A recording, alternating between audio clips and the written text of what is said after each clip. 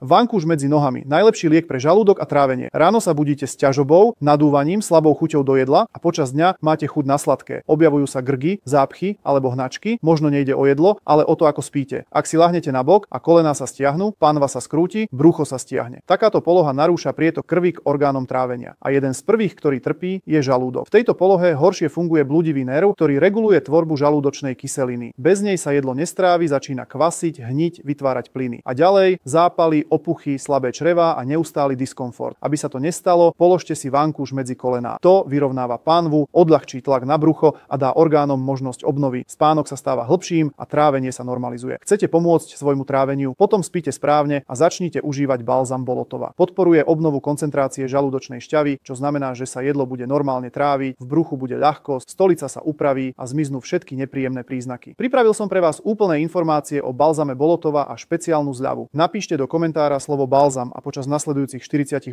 hodín vám bude dostupná 15% zľava.